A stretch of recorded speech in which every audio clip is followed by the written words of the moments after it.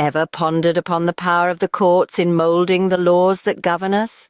It is a fascinating area to delve into, and today we shall explore this through the prisms of judicial restraint and judicial activism. Imagine the judiciary as a ship navigating the ocean of constitutional interpretation. The captain, in this case the judge, can choose one of two routes. One route, known as judicial restraint, prefers not to rock the boat. Judges who follow this path believe that the Constitution should be interpreted narrowly, avoiding judicial overreach. They defer to the elected branches of government and are reluctant to strike down laws unless they are glaringly unconstitutional. Take the case of Chief Justice John Marshall in the early 19th century United States. He adhered to judicial restraint, stating that the courts were not to substitute their own pleasure to the constitutional intentions of the legislature. This philosophy of restraint was evident in his approach to the landmark case of Marbury v. Madison. On the other hand, the second route, called judicial activism, is more adventurous. Judges who follow this path interpret the Constitution in ways that reflect modern values. They are not afraid to expand individual rights and liberties, even if it means overturning past decisions or creating new precedents. Consider the case of the famous Brown v. Board of Education in the mid-20th century. Chief Justice Earl Warren, an advocate of judicial activism, led the court to a unanimous decision that declared state laws establishing separate public schools for black and white students to be unconstitutional.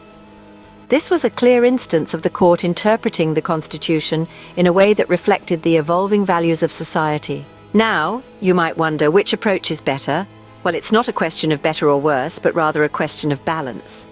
Judicial restraint maintains stability and respects democratic processes, while judicial activism can prompt societal progression and adapt to changing times.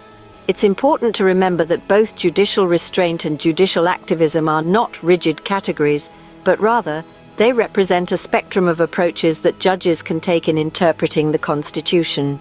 Different judges, different philosophies, different interpretations. In today's discussion, we've navigated the ocean of constitutional interpretation, exploring the contrasting roots of judicial restraint and judicial activism. We've seen how these two philosophies influence the power of the courts in shaping law, using the examples of Chief Justice John Marshall and Chief Justice Earl Warren. To summarize, judicial restraint is about maintaining stability and deferring to the elected branches of government. It's about avoiding judicial overreach and interpreting the Constitution narrowly. On the other hand, judicial activism is about reflecting modern values in the interpretation of the Constitution, expanding individual rights and liberties, and being unafraid to create new precedents.